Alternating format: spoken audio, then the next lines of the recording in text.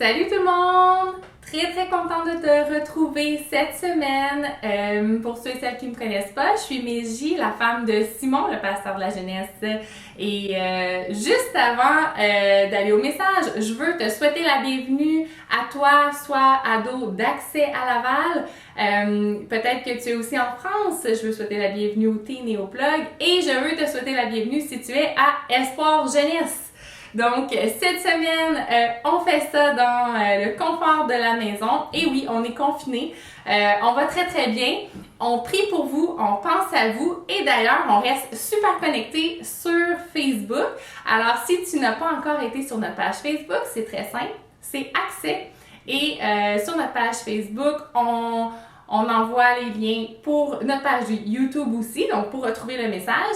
Et on envoie aussi notre lien de notre rencontre Zoom à tous les vendredis soirs à 19h. Tu es le bienvenu, la bienvenue à te joindre à nous sur Zoom. Alors, viens nous trouver, viens nous faire un coucou, envoie-nous tes questions. N'aie pas peur de nous écrire. On est plein de leaders et on reste connectés. On veut savoir comment tu vas. Cette semaine, on est encore dans notre série Défi Lecture 5-10. Donc, 5 jours de la semaine, 10 minutes à chaque jour de lecture.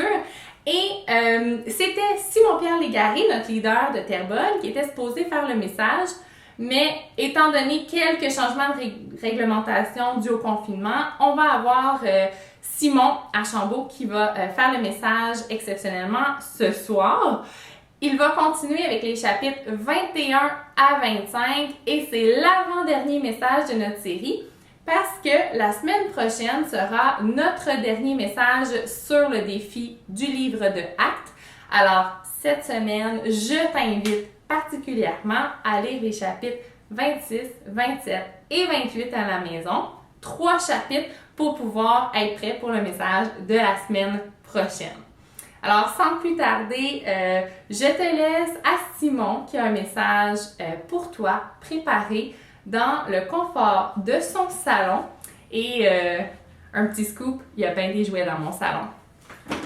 Bonne soirée tout le monde!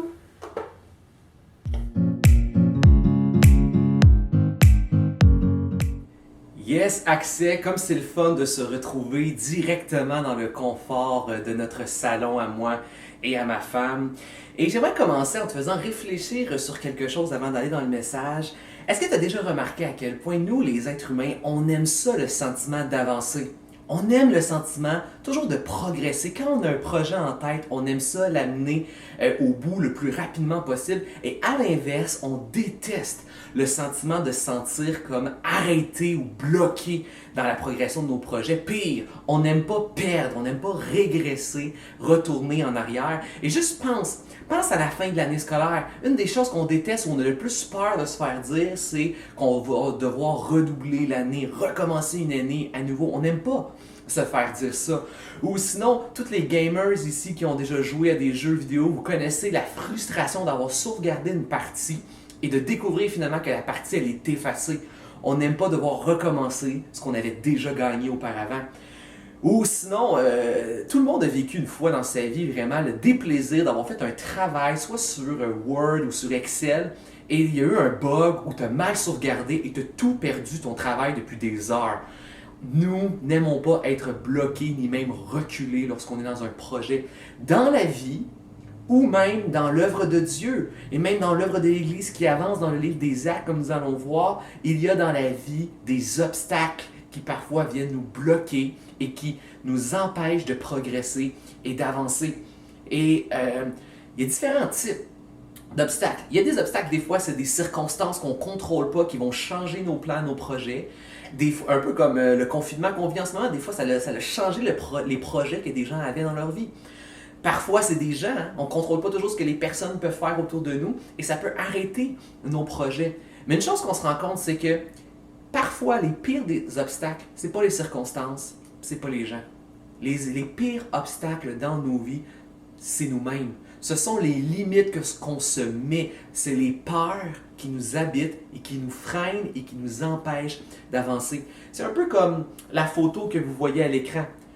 On est tous d'accord que ce qui retient le cheval sur la photo, c'est plus dans sa tête que qu'est-ce qu'il y a à l'extérieur de lui. C'est pas la corde qui retient le cheval, c'est pas la chaise en plastique qui retient ce cheval, c'est ce qui se passe dans sa tête. Et c'est la même chose bien souvent dans nos vies. Nous nous mettons par nos peurs, seront parfois nos plus grandes limites. Et c'est pourquoi le titre du message qu'on va voir aujourd'hui, c'est Les obstacles de l'Église. Je récapitule un petit peu les derniers messages qu'on a vus pour que tu puisses comprendre la progression dans le livre des Actes. Premièrement, au chapitre 1 à 5, on avait vu ensemble les fondements de l'Église. On avait vu que la bonne nouvelle de Jésus-Christ qui est mort à la croix et qui est ressuscité, c'était la base, le fondement de l'Église. C'est quoi la bonne nouvelle de Jésus-Christ? C'est que Jésus est Dieu qui est venu sur terre, qui a eu la vie parfaite que toi et moi, on était incapables d'avoir, et qui a reçu la mort à la croix qu'on méritait recevoir à cause de notre imperfection. Et à cause de ça, notre dette, elle est clairée. Nous sommes réconciliés avec Dieu parce que Jésus a la vie parfaite à notre place qu'on n'était pas capable d'avoir et la mort qu'on méritait recevoir. Maintenant, tout est réglé devant Dieu. Nous pouvons être considérés parfaits. Nous pouvons être considérés comme ses enfants bien-aimés qui aiment et nous pouvons être destinés et assurés que nous allons pouvoir avoir accès à son royaume céleste parfait à la fin des temps lorsqu'il reviendra. Et le rôle de l'Église, c'est quoi? Jésus a mandaté à sa résurrection ses apôtres pour faire le tour de la terre en partant de Jérusalem et à se rendre jusqu'aux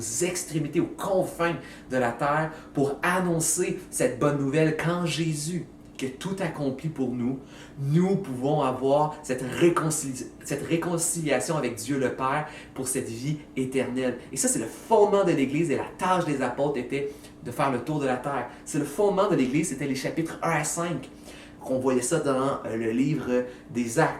Ensuite, après est venu le message sur les tensions de l'Église. On a vu que dans l'Église, dans le début, les premiers pas de la première Église, il y a eu plein de crises, il y a eu des attaques de personnes de l'extérieur de l'Église. Mais on a vu que Dieu a utilisé ces attaques-là comme une opportunité pour permettre à l'Église de grandir. Et ce qu'on se rend compte, ce qui est intéressant, c'est que les chrétiens ne sont pas préservés des crises ou des attaques. Mais en fait, Dieu, dans ces crises-là, peut les utiliser pour sa gloire et pour ultimement notre bien. Et d'où le slogan que je disais, Dieu ne gaspille jamais une souffrance. Nous avons des souffrances comme tout le monde, mais Dieu, dans ta souffrance, peut faire une différence. Et ensuite, on a vu que Dieu, justement, a utilisé ces tensions-là de l'Église pour permettre, et c'est le troisième message, l'expansion de l'Église, faire grandir l'Église dans le monde entier. C'était les chapitres 11 à 15. Et Jésus l'avait prophétisé, il l'avait annoncé dès le début des Actes. Il dit d'abord, ça va commencer à Jérusalem, ensuite ça va déborder en Judée, en Samarie et jusqu'aux extrémités du monde. Et c'est ça qu'on voit dans l'expansion de l'Église. L'Église commence à sortir de Jérusalem, Judée, Samarie et commence à gagner des Grecs et des Romains. Et ensuite, on a vu la mission de l'Église avec Philippe Lafetière il y a 2 semaines de cela. C'était les chapitres 16 à 20, où là, l'Église commence à avancer et gagner de plus en plus de villes. Comme ce que Jésus avait dit, atteindre jusque le bout du monde. Et on a vu Paul qui, toujours le même fondement de la bonne nouvelle de Jésus-Christ qui nous réconcilie avec Dieu pour l'éternité, Paul qui va de ville en ville, et on voit que Paul sait s'adapter. Il va voir les gens, il va adapter son discours, les images qu'il va utiliser. Il est proche des gens, il s'adapte aux gens pour se faire comprendre, mais il prêche toujours le même fondement de la bonne nouvelle de Jésus. Et là, Paul se rapproche d'atteindre Rome. Rome qui était à l'époque un peu la capitale du monde entier. Se rendre à Rome, c'est comme si, symboliquement, tu as atteint le bout du monde. Et c'est un peu le message des Actes des Apôtres, la bonne nouvelle de Jésus-Christ qui fait le tour jusqu'au bout du monde. Et la semaine prochaine, on va voir Paul qui se rend justement à la capitale de Rome. Mais avant de se rendre à la capitale de Rome, il y a un dernier élément qu'on retrouve dans les chapitres 21 à 25.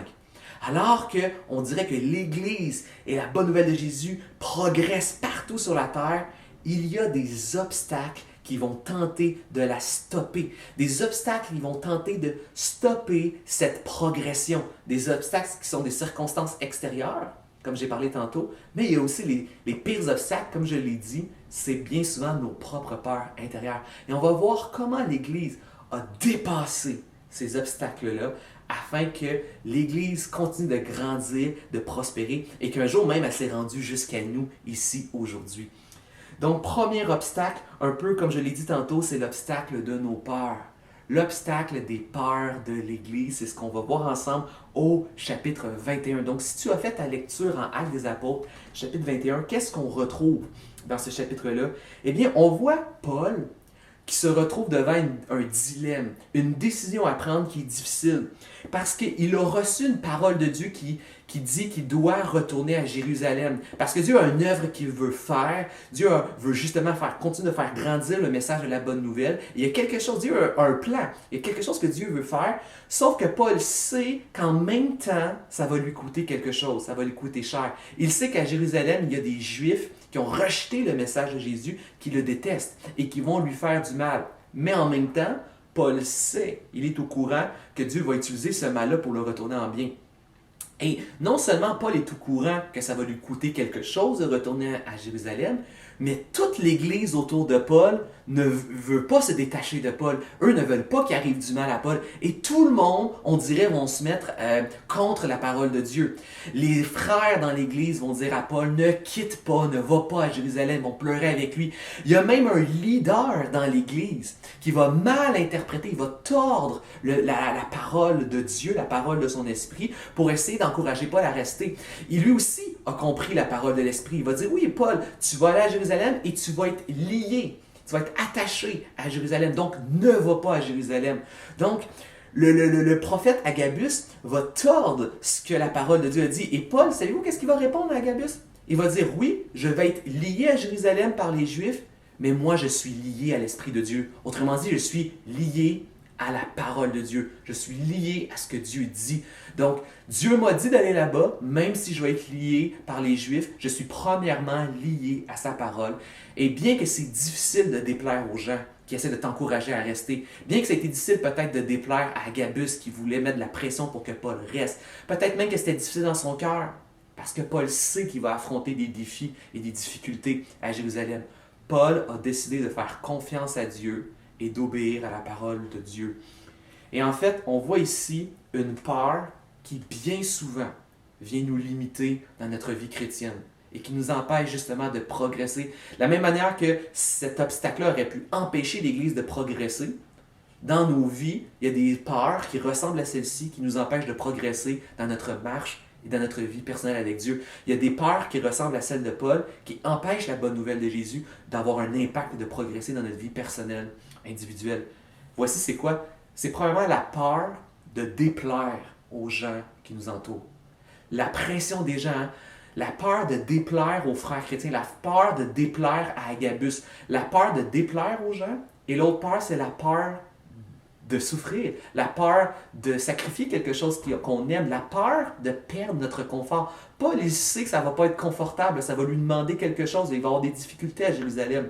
Donc, il y a la peur de perdre notre confort ou de sacrifier quelque chose dans notre vie qui nous coûte, et la peur de déplaire. Ce sont deux peurs qui, dans nos vies, nous empêchent bien souvent d'obéir à la Bible, d'obéir à la parole de Dieu.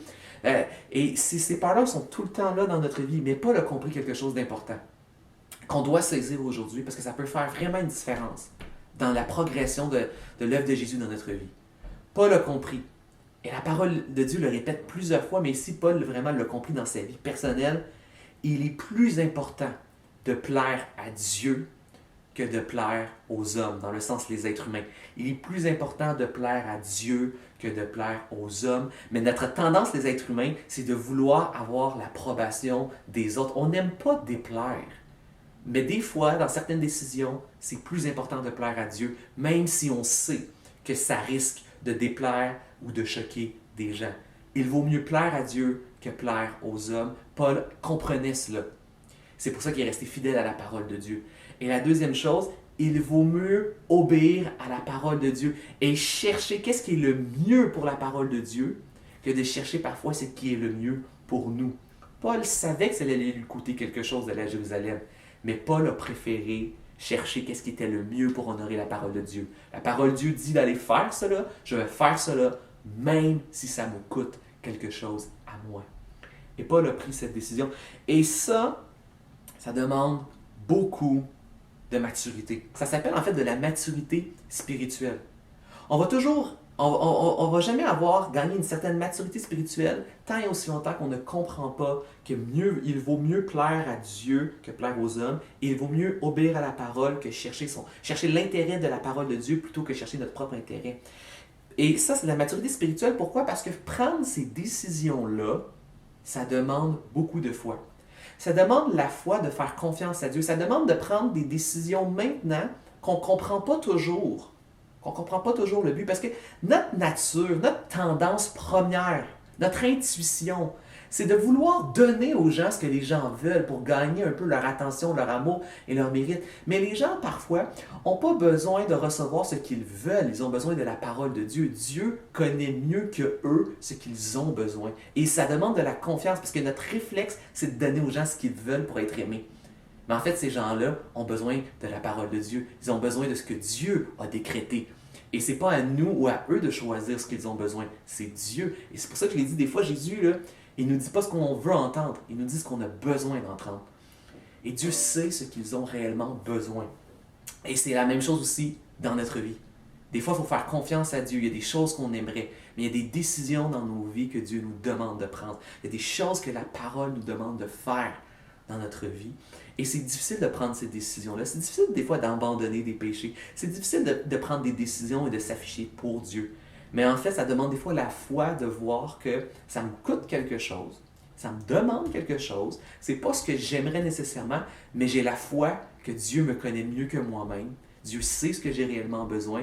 Et mieux vaut obéir à Dieu qu'obéir aux hommes et aux êtres humains. Mieux vaut obéir à la parole de Dieu que d'obéir à ce que moi je veux. Et sur le long terme, à la fin de toute chose, c'est ça qui va être gagnant. C'est ça qui va rapporter dans nos vies. Obéir à Dieu et faire confiance à Dieu. C'est un peu comme cette histoire de la Ferrari. Je sais, j'ai souvent raconté cette histoire de la Ferrari. Peut-être que tu l'as déjà entendue. Peut-être que c'est la première fois que tu l'entends. C'est une histoire vraie que j'ai lue une fois dans un livre, un Reader Digest. C'est un jeune homme qui avait un peu d'argent. Il a voulu impressionner sa copine et est allé louer une Ferrari, un modèle extrêmement coûteux pour une journée en Italie. Il est allé faire le tour des côtes sur le bord de l'eau. Donc, une belle journée ensoleillée où on conduit, on impressionne sa copine avec la voiture et tout ça. Tout se passe bien jusqu'à temps que la voiture tombe en panne. Et là, le monsieur sort de la voiture, il est un peu embarrassé devant sa copine, avec la voiture en plus qu'il a payé cher. Il ne connaît pas grand-chose en mécanique, c'est une voiture de qualité. Il ouvre le capot, commence à travailler, ne comprend pas qu'est-ce qui fait que la voiture est tombée en panne. Et pendant ce temps, sur le bord de la plage, vous avez dit sur le bord de la côte, il y a un vieil homme, avec une marchette qui marche sur le bord de l'eau. Et le vieil homme commence à crier au jeune homme, de quoi faire. Je connais rien en mécanique, là, mais il lui dit touche, fais cette chose-là et la voiture va redémarrer d'elle-même. Et le jeune homme décide d'envoyer promener le vieil homme parce qu'il se dit c'est un vieux, il connaît rien aux machines, expérimentées, voitures sportives de qualité comme cette Ferrari. On va promener, balader le monsieur et continue à travailler sous le capot. Et de plus en plus, la tension commence à augmenter, commence à se fâcher. Il perd littéralement la face devant sa copine. Et à un moment donné, il se résout enfin à se soumettre et à obéir et à faire ce que le vieil homme lui avait dit un peu plus tôt. Il fait ce que le vieil homme lui avait dit et instantanément, la voiture redémarre. Le jeune homme ne comprend pas la situation. Il se retourne, il voit que le vieil homme est rendu plus loin sur la plage. Il court et lui crie sur la plage, « Hey, toi là, vieil homme, comment tu savais ce qu'il fallait faire pour que la voiture fonctionne à nouveau? » Et savez-vous ce que le vieil homme lui a répondu? « Moi, mon nom, c'est Enzo Ferrari. J'ai consacré ma vie entière à designer et créer ce moteur-là. Il n'y a personne qui connaît mieux ce moteur que moi-même et personne sait mieux que moi comment il fonctionne et ce dont il a besoin pour bien fonctionner. » C'est la même chose avec Dieu.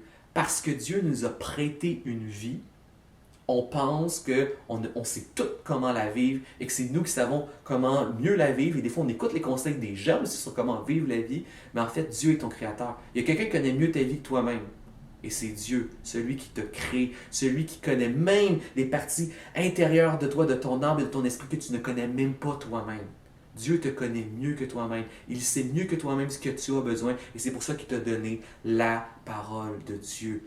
Obéis à Dieu. Comme Paul, nous avons besoin de cette foi, de croire que ce que Dieu nous demande, Dieu nous connaît mieux que nous-mêmes et Dieu nous demande des choses qui sont mieux pour nous et que même pour les gens ne savent pas toujours ce qu'ils ont réellement besoin. On ne doit pas donner aux gens ce qu'ils veulent, on doit leur donner ce qu'ils ont besoin selon la parole de Dieu. Et tu vois, cette église et ce prophète qui pensait qu'eux, ils voulaient que Paul reste, au final, on va voir que ça va servir Dieu ce que Paul va faire d'aller à Jérusalem. Donc, tous ces croyants-là qui pensaient que Paul devait rester, finalement, toute l'Église va être bénie, et même jusqu'à nous, encore aujourd'hui, avec l'existence de l'Église qui a réellement fait le tour de la terre, il fallait que Paul, pour accomplir l'œuvre que Dieu voulait, se rende à Jérusalem. Tout le monde va y bénéficier, même si ça coûte quelque chose. C'était mieux pour tout le monde que Paul obéisse plus à la parole qu'obéisse au reste du monde. Et d'où venait cette motivation et ce bel exemple que Paul avait dans sa vie d'obéir à la parole de Dieu, d'avoir cette foi que mieux vaut obéir à la parole qu'obéir aux hommes ou à nos propres désirs. Paul est allé chercher cette motivation et cet exemple en Jésus. Pensez-y, Jésus est venu sur terre. Lui qui était Dieu est venu dans cette condition souffrante qu'est la vie humaine pour vivre une vie d'obéissance parfaite et recevoir une mort terrible qui représente un peu cet enfer séparé de Dieu à la croix pour nous en sauver éternellement. C'est incroyable. Jésus a accepté de vivre quelque chose qu'il n'était pas obligé de vivre. Probablement que Jésus en lui-même préférerait bien mieux rester au ciel dans le paradis parfait, mais il est venu pour nous sauver et glorifier Dieu le Père, qu'on puisse être dans sa présence pour l'éternité. C'est incroyable ce que Jésus a fait. Puis pensez-y, tous les êtres humains, nous rêvons du paradis. Tous les êtres humains, on rêve d'aller un jour dans un endroit qui est heureux, sans souffrance, ni maladie, ni mort, ni vieillesse pour l'éternité, où on va vivre heureux, à la joie à côté, éternellement. Tous les êtres humains, on rêve de cet endroit paradisiaque, le paradis. On le rêve à l'intérieur de nous. Un être humain qui va au paradis gagne tout. Là. Il perd sa condition souffrante, puis il gagne vraiment le meilleur, il gagne tout. C'est une promotion aller au paradis. Mais Jésus, lui, qui quitte le paradis et qui vient dans la souffrance, l'injustice et la misère humaine, lui, il ne gagne rien, là. Lui, il perd tout. Tous les êtres humains vont aller au paradis, mais pourquoi lui viendrait à nous? Il est venu à nous, ça lui a tout coûté de quitter, ça lui a tout coûté d'aller à la croix, mais il l'a fait parce que c'est ça qui a sauvé un peuple nombreux dont je prie que toi et moi, on fasse partie. Parce que ça allait être, Dieu allait utiliser cette souffrance-là pour en faire une source de bénédiction incroyable. De la même manière, dans nos vies, des fois dans la vie, obéir à Dieu, ça coûte quelque chose. Ne pas donner aux gens toujours ce qu'ils veulent, mais ce qu'ils ont besoin en Jésus, selon la parole de Dieu, ça coûte quelque chose. Mais c'est ça qui va rapporter quelque chose d'incroyable au bout de la ligne, à la fin de la vie. À la fin de tout ça, c'est ce qui va être le plus rentable pour toi et moi. Obéir à la parole de Dieu. Poursuivons ensemble avec les chapitres 22 à 25. Le deuxième type d'obstacle qu'on a vu, donc Paul est capable de passer par-dessus l'obstacle de la peur de déplaire ou de la peur de subir des difficultés. Et Paul va y aller à Jérusalem. Et là, on voit un deuxième type d'obstacle qui, on aurait pu penser, va arrêter, c'est les circonstances extérieures qu'on ne contrôle pas. Et justement ici, on va voir que Paul va être emprisonné, arrêté et confiné. Un peu comme ce qu'on vit, là, on est tous enfermés chez nous. C'est vraiment l'obstacle du confinement de l'Église. L'Église est confinée pendant quelques années. Paul, qui doit faire progresser l'Église, va être mis en prison pendant quelques années. Qu'est-ce qu'on voit dans les chapitres 22 à 25?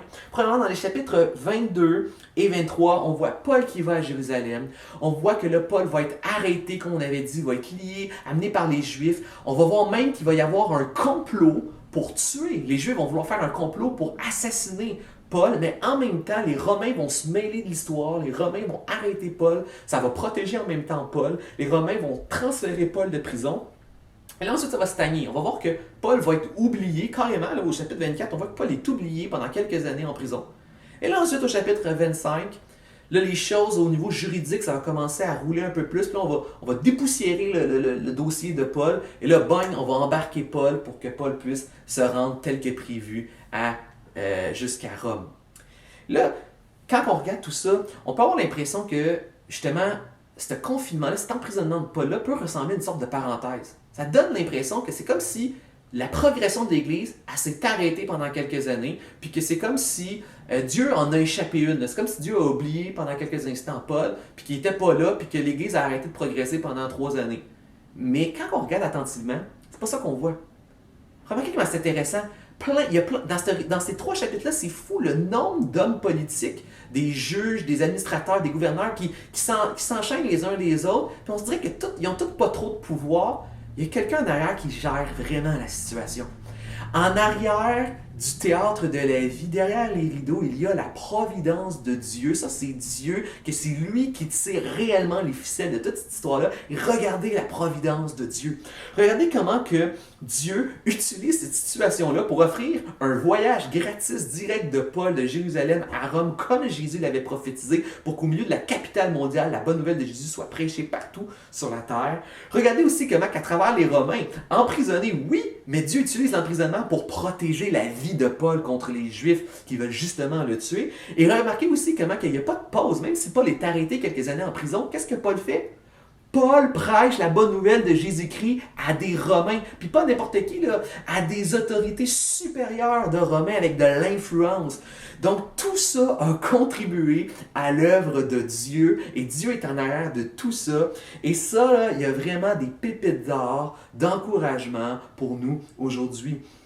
Premièrement, là, il y a un encouragement dans ce texte à ne pas voir ce confinement que nous vivons comme une parenthèse ou une pause dans notre vie.